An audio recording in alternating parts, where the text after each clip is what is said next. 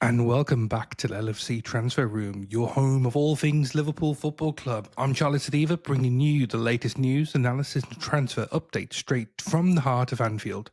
I'm joined by Dan this morning or this evening, wherever you are. We're always going to be talking. Let's dive in, Dan.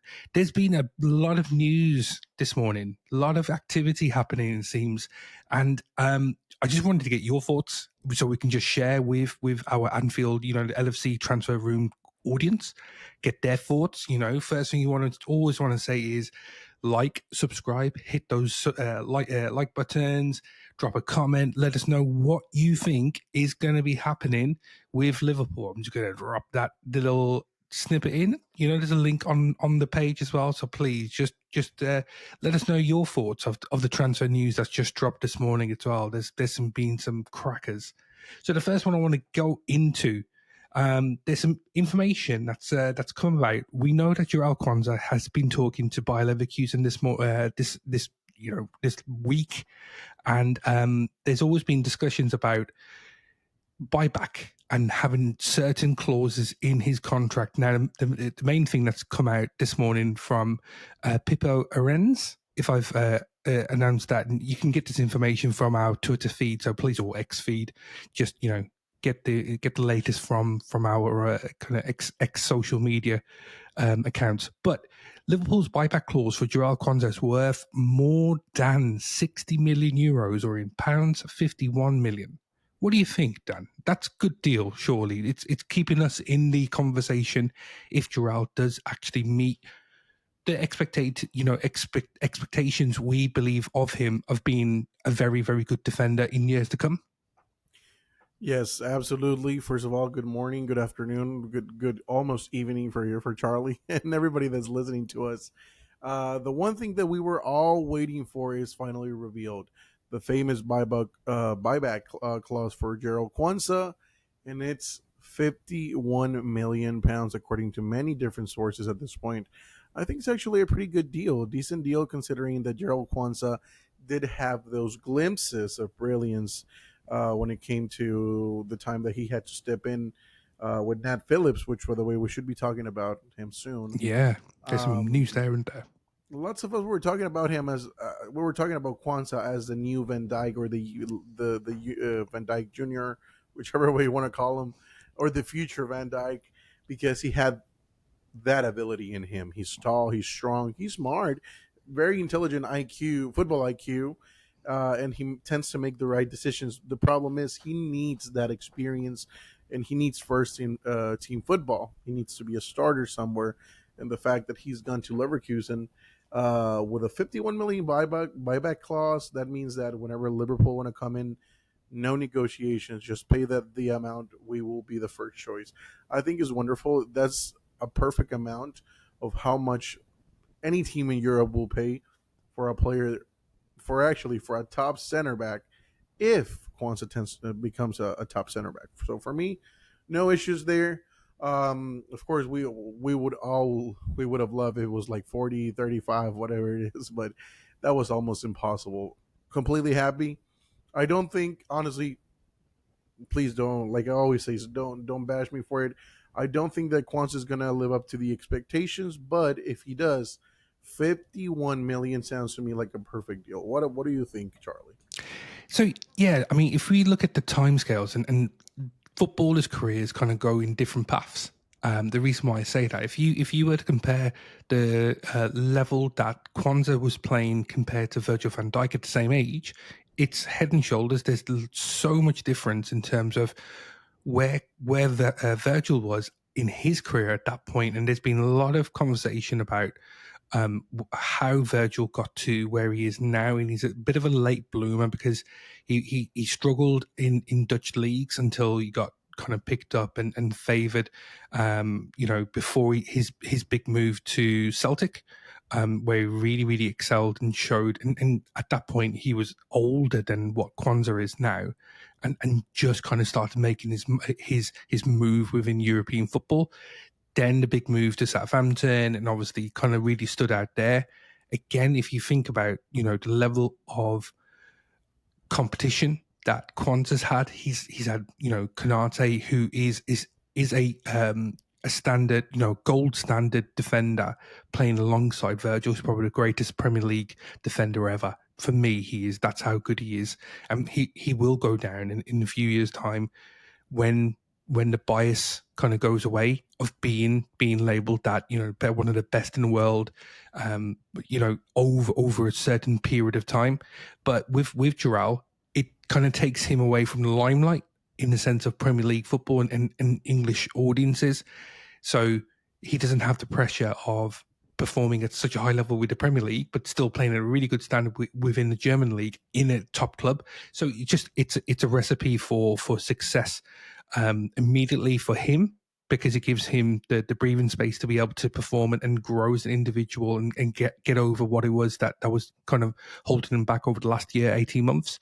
But then also the freedom to be able to still play really good football, learn from the best, and hopefully, years to come, if he is able to make a move back to English shores, comes to Liverpool, because I'm sure there will be a space for him.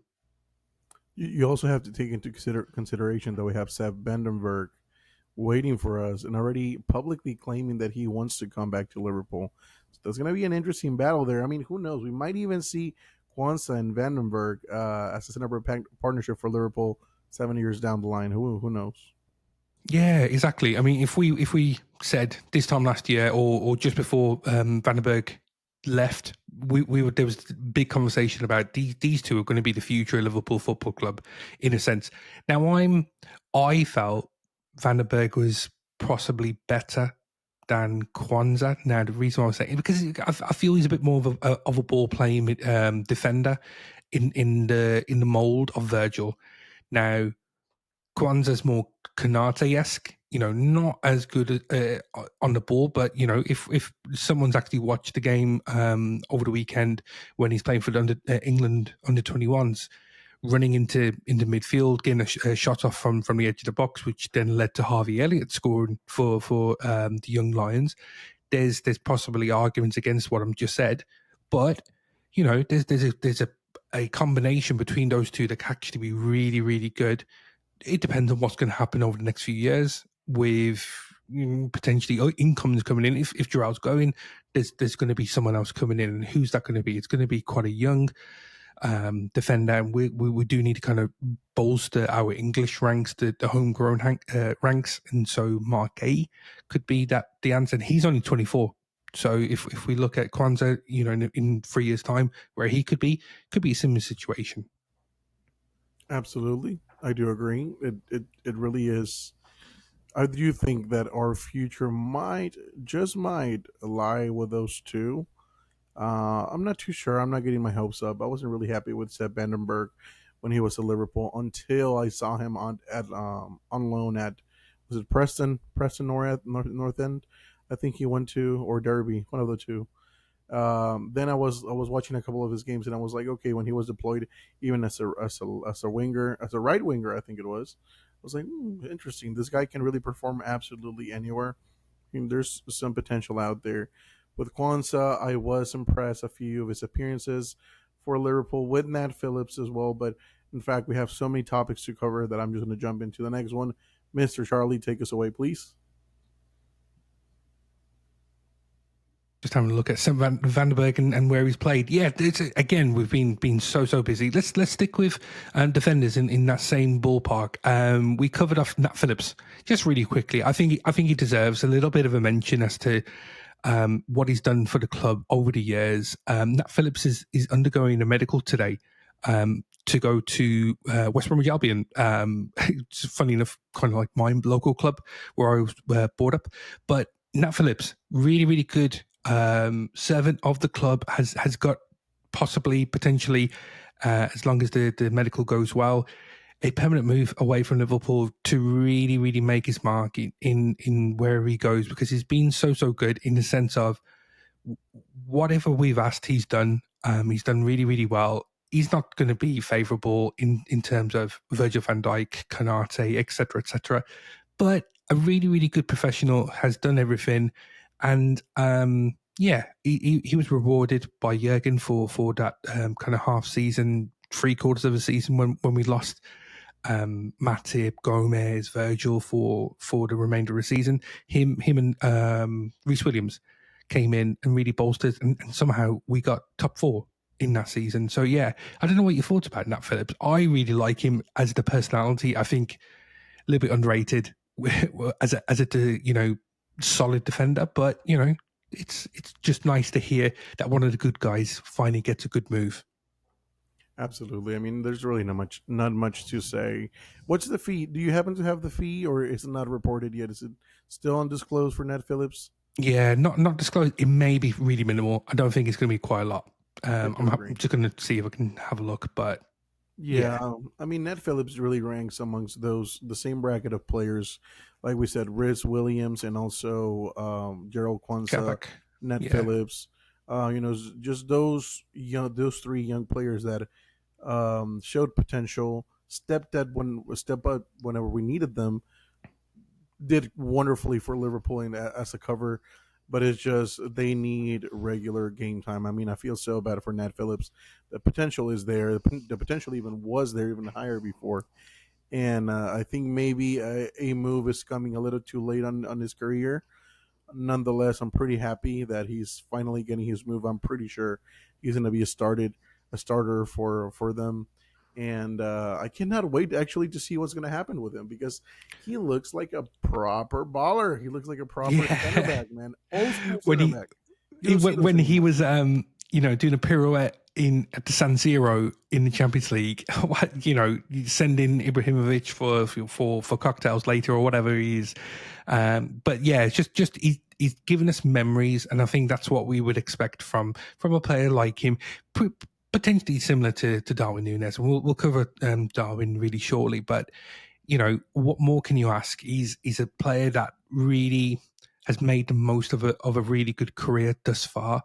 He's got a really good contract at a Jurgen, and he's utilised that and maximised that out of it. So fair play to him. Fair play to him. You can't ask much more if you're an aspiring central defender. Look no further than the Nat Phillips and the dream of being playing in the biggest club or for one of the biggest clubs in the world in the biggest competitions and doing really, really well and picking up trophies. Let's not forget he has kind of justified picking up medals and here and there and stuff. So I'm really, really happy for him. If we end up 20 years from now, if we see him at a Legends game for Liverpool, I am not going Yeah. to complain. For me, Nat Phillips gave us so many good memories, no complaints. What a wonderful player, man. Regardless of what happens with his career, for me, in my mind, I know lots of Liverpool fans are not gonna agree with me. He is a Liverpool legend. More so than Trent. That's a Charlie, conversation for another day, it's potentially, isn't too it? early. It's too early to start. Let's not. Let's not. No. But if you're watching this, let us know what you think. Who's a bigger legend, Trent or Nat Phillips? You little tease, Charlie. Okay. Yeah, I know. A bit naughty this Monday, eh? Right, next one. Let's go. Let's kind of get through these. Konate. Right. So Ibrahima Konate conversation around his new contract. It's still ongoing. Depending on who you talk to, there's been some reports that the discussions have broken down again, but then there's other reports saying that the conversation's still ongoing. And now, I guess, what do you believe? What side of the fence do you believe? Is your glass half full or half empty, Dan, in regards to the conversation for a new contract for Konate? I mean, we spoke about this the other day on the stream. I do think he has one foot out the door. There's I too think much so. silence. There's too much silence regarding his situation from him. Um, and it does seem to me that it's going to be another Trent Alexander-Arnold situation where he's going to leave for free to either his boyhood club, Paris Saint-Germain, or to Real Madrid, because it doesn't seem like they're going to sign another center back. And next season, you can almost guarantee that they will need another young top center back to partner with Yeah. Dean Huijsen. So, so So sad. there's a really interesting one. I mean, sorry, Dan. So there's an interesting one with regards to PSG. PSG are actually after Zarbani, aren't they, from Bournemouth? And they're meant to be really close to agreeing a deal. Now, whether that happens then what happens with Konate now? Konate's door to PSG may be shut. Who knows what's going to happen there? The other door that you're talking about is the Madrid one. Now, Madrid do seem to be struggling in that right-sided centre-back role. Now, Asensio, as good as he is and how he played last season for Real Madrid, has really struggled so far playing with Trent. I'm not trying to throw shade, but there may be reasons why Asensio is really struggling because Trent is not the type of defender that Dani Carvajal is in that respect. So what's the kind of best option for Madrid? Do they cough up and again get someone like Konate, pay us the money that we feel that he is deserves in sense of the value of his ability? Then yeah, pay it up. But it's a World Cup year. I'm sure it is. 2026 is next year. There's a World Cup year. Konate cannot be messing around with discussions at Liverpool because Liverpool will get another central defender if Quansah is going to be going. And if we think about Margay, he's going to be coming in. He wants to play regular football, so he will want to be in England first 11 come next season at the World Cup. Konate can't be messing around with that situation, so he either backs himself and signs a new contract and stays at Liverpool and fights to be number one choice, or he says, right, I'm going and this is the club I want to go to. It needs to happen. Those are the things that are in my head. I don't think Konate holds all the cards here. He's still really young too, just 26 years old, man. So Yeah, if he decides to pen down his contract with Liverpool, then he is because he does see himself, and we do see himself as a future. If he doesn't, then he's going to just give his best years of his career to a different club. So right now is the moment where he needs to make a decision. If we don't hear anything from him by the end of the season, I think we already know. By the end of the year, I think we already know what's going to happen. Um, it's just a very strange one because he's always been up to standard when it comes to defending, when it comes to playing. Even when Virgil's not there, he's always performing. But you know what? It's too much. I disagree with that. I'm gonna disagree because I don't think, and I think this is the Virgil factor. Virgil makes anyone look good next to him. I feel whenever I've seen Konate play without Virgil, he really struggles. And is that his limit? Because he looks good next to Virgil because Virgil is the dominant one. And that's his limit, and that's the problem that people will find very, very similar again to Trent, to other players that as soon as they leave Liverpool, their levels then found out because we cover a lot of the cracks. I'm not throwing shade again. I'm not trying to bring Konate down, but there's limitations to his game, and we cover for that in some ways. So he may need to kind of rethink what level he's going to be playing at some stage. I don't think he's as good a defender as what people make him out to be when Virgil's not there. Do you think he's better than Saliba, which is a huge question right here for you? If rival Saliba, fans find this clip, man, you could go viral. So be careful, Charlie. I need to own this if I'm going to say it. So I think they're very, very good defenders individually. I think they're potentially a little bit too similar to play together in a French partnership. Who's better? I'm going to say, and because this is just biased, because he's a Liverpool player, I will say Konate. I do think he's slightly better.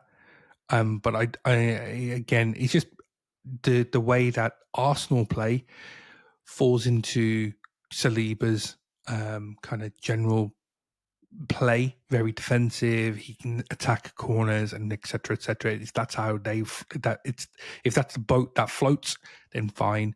But Konate is slightly better, I think. But when Virgil's not there, a little bit different. Perfect. I like the answer. What do you think? I'm not gonna answer because there's no time, Charlie. So we're just gonna clip this answer from you, and we're gonna put it on social media so you can see what people think. No, I'm just Konate's kidding. better. You can clip that. Konate's better than Saliba. Fight yes. Let's move on. We have more topics to cover. What else we got? Yeah. So we've there's a couple more. So Darwin Nunez. Supposedly, now reports are coming out that he's given green light to Napoli. Now, I think this has always been a positive thing from Darwin. He's always been quite receptive of Napoli and their advances. I do think that there's some information that's coming out now that it's become more and more official, and talk is now coming up. What's your opinion about Darwin Nunez going to Napoli, Dan? Let's jump back into that one. I'm probably gonna switch cameras in a second to the webcam camera, but nonetheless, Darwin Nunez to Napoli, I think it's a wonderful deal, mainly because of the manager. We've seen that manager can make magic with absolutely any type of player that he gets. So I do think that Antonio Conte is going to do some wonderful things with Darwin Nunez up front. Is Lukaku still there? I think he is, isn't he? Yeah, Isn't he? yeah, and he scored the winning goal for them winning the league. It's going to be an Again, interesting partnership there if we see Lukaku and Darwin. Lukaku is going to make the finishes. Darwin is going to make all the craziness. Before, hopefully, he starts passing the ball. Uh, I do think but it's going to then work out. one of my heroes of football, days gone by is Gabriel Batistuta. Absolutely love the man. I think growing up in the '90s and watching Channel 4, if you know what that is from our UK viewers, Channel 4, Football Italia. Gabriel Batistuta and what he did for Roma, for Fiorentina, etc. Who knows? Darwin Nunez could replicate that. One of his own heroes as well, national heroes, and sorry, Argentina, isn't it? South American heroes. So you never know what type of player Darwin could be. We've always felt if he went to a place like Italy, where it's a little bit slower, possibly gives him a bit more time to work on those finishes, then yeah, they could actually work on and secure a really good player for a good price, because it's going to be less than what we actually paid for him from Benfica. Plus, on top of that, there's a potential swap deal that we can, get in there for Victor Osimhen. I know it's not realistic, but I'm just saying. If it's not Isak, I'd be happy with Osman. I think he's a really good player. I think he's underrated. Real good finisher. There's issues there in regards to what happened with Napoli. Maybe he's on Napoli's side and he's taking offence to that. Who knows? There's an interesting history there, but it's not all down on Osimhen, I don't feel. And so what we're going to do is just going to finish off this conversation. So we're going to talk about Milos Kerkez. It's flying in. He's on the plane supposedly with him and his entourage, his family, his infamous dad. What is it about Liverpool and footballers' dads? Luis Diaz's dad is a bit of a madman. It seemed, actually, Florian Wirtz's dad seems pretty cool. But what's going on with Milos Kerkez and his pup? Talking to Bulgarian TV and essentially announcing that they're going to be signing for Liverpool. But right, so the report is, we understand that Milos Kerkez transfer to Liverpool's worth 40 million, no add-ons. I don't think that's quite good. They're flying in today to agree that deal and then start their medical, or vice versa. And we should be hearing something maybe tonight or tomorrow with some positive news. Dan, really quickly, Milos Kerkez, you excited for the player coming in? He's making those moves, and I think it does kind of fix a bit of a gap here. Yeah, I mean, Sky Sports is saying just £40 million flat. If that's the case, then what a wonderful business we just did there. I mean, we're getting the best left back in the league for just £40 million. We're getting the best right back, one of the best right backs in the world, for £35 million on Jeremy Frimpong as well. Mad business from Richard Hughes.